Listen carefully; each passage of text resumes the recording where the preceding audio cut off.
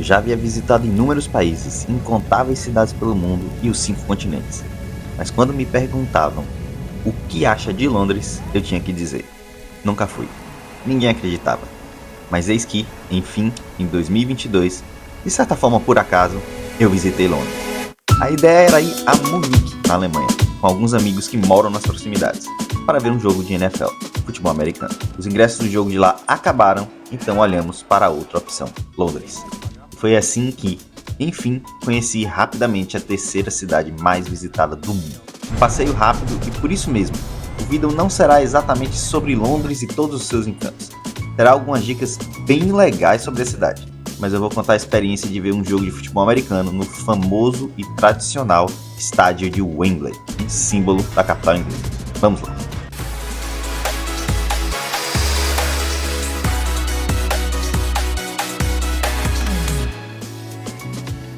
Olá meus bigodudos queridos, sejam bem-vindos a Londres e mais uma viagem por esporte. Aqui no canal eu já fiz um vídeo sobre como foi assistir um jogo de futebol americano no que era, na época, um dos mais, se não o mais moderno estádio do mundo, o Mercedes-Benz Stadium em Atlanta, nos Estados Unidos. E hoje vamos falar sobre como foi ver um jogo no tradicionalíssimo e cheio de história estádio de Wembley em Londres. Mas antes de falar mais sobre o estádio e o jogo, vamos falar sobre como começou essa minha experiência em Londres. E vamos começar logo por uma dica. E a primeira dica que eu tenho a dar é tão longa e detalhada que eu deixei no meu blog, www.cafecombigode.com. É um post detalhado sobre todos os aeroportos de Londres. E são 6. Digo isso porque tão importante quanto, ou até mais importante que o preço da passagem que você vai comprar para ir para Londres, é saber onde você vai pousar e onde você vai se hospedar por lá, já que o tempo, custo e complexidade desse deslocamento pode jogar por terra qualquer economia que você tenha feito com a passagem. Vale bem a pena ver esse post se você pretende ir a Londres. Eu vou deixar o link na descrição, já que são tantas informações que eu precisaria de um vídeo inteiro e longo só para falar disso. A outra dica eu até já dei em um shorts aqui do canal, mas que vale muito a pena repetir. Você pode pagar o transporte público de Londres diretamente com seu cartão de crédito ou débito, se ele tiver a tecnologia contactless, ou seja, de aproximação. Além da praticidade, o sistema vai acumulando seus usos antes de efetuar o débito no seu cartão. E a depender da quantidade de utilizações de transporte público que você tiver, você ainda pagará as passagens com desconto. Em especial quando comparado a você comprar nas máquinas que existem nas estações. E isso vale para o trem, para o metrô e até mesmo para o famoso ônibus de 2 andares de Londres. Inclusive, obviamente, eu como fã de transporte público não poderia deixar de usar o famoso ônibus vermelhinho de 2 andares londrino, que, como eu disse no vídeo sobre Dublin, você pode assistir aqui, não é exclusividade de Londres, já que lá pela Irlanda ele também é bem comum, só tem cores diferentes. É um ônibus como outro qualquer, mas a solução de ser de 2 andares é bem inteligente, já que ocupa menos espaço e é mais fácil de manobrar do que aqueles longos ônibus sanfonados, mantendo ainda a boa capacidade de lugares para pessoas sentadas. Eu não costumo usar muitos ônibus em viagens, justamente porque em geral ou se tem que pagar com dinheiro ou com algum cartão de transporte específico. No caso de Londres, por exemplo, se chama Oyster. Então a facilidade de pagar diretamente no seu cartão de crédito ou débito é um grande incentivo. E foi no ônibus vermelho que eu saí da Camden Town, um lugar vibrante e cheio de vida em Londres, que com certeza vai marcar presença num vídeo futuro sobre a cidade aqui no canal, e que eu posso chamar aqui talvez de um mix de 25 de março com Vila Madalena. Saí de lá para a região do estádio de Wembley, que fica a uma distância considerável do centro de Londres, vale dizer.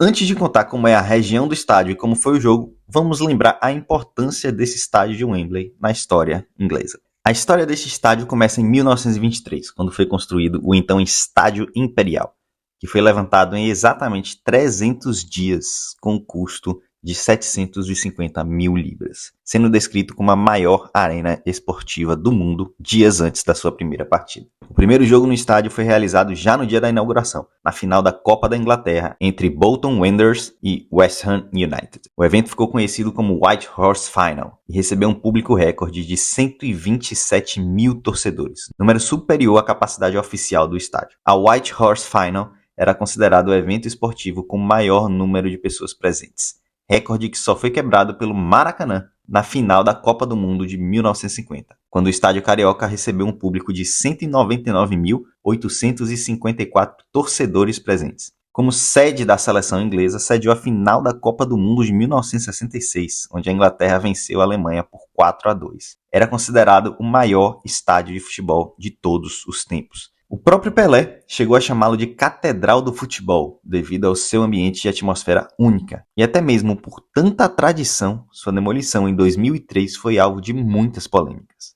mas que não a evitaram. E no mesmo lugar do antigo estádio, foi construído um novo Wembley, com capacidade para 90 mil pessoas, se mantendo ainda como o maior estádio de todo o Reino Unido e o segundo maior da Europa, atrás apenas do Camp Nou, em Barcelona. Dizem que o tour de Wembley é uma das visitas mais interessantes de Londres se você é apaixonado por futebol. Passeando por suas instalações, você sentirá que esse é um lugar especial e diferente de outros estádios que você já visitou. Eu fiz o tour como torcedor, durante um dia de jogo, e é mesmo um estádio impressionante e muito bem aproveitado. O seu entorno também foi amplamente reformado, contando com alguns shoppings, muitos hotéis e alguns prédios de apartamentos. Achei, contudo, que há poucos bares no entorno, e talvez isso tenha sido de forma proposital, já que a Inglaterra tem um histórico bem complicado de violência nos estádios da época dos hooligans. Food trucks e comidas de rua, como estamos acostumados no Brasil, também não vi, mas como todo evento da NFL, havia uma espécie de parque familiar temporário na região, cheio de brincadeiras e cheio de movimento, e o clima estava bem legal. Por dentro, o estádio é impressionante. Diria até que mais impressionante que o Mercedes-Benz de Atlanta. Achei incrível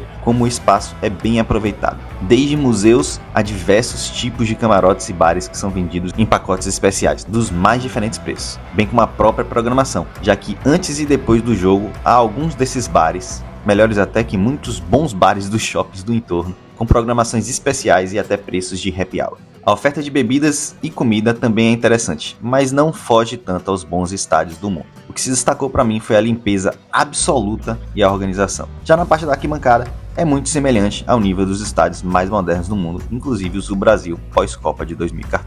Os super telões dos estádios americanos mais modernos, como o de Atlanta, fazem falta, em especial para o desenrolar do jogo de futebol americano, que tem muitas interrupções e várias chamadas do público à ação, como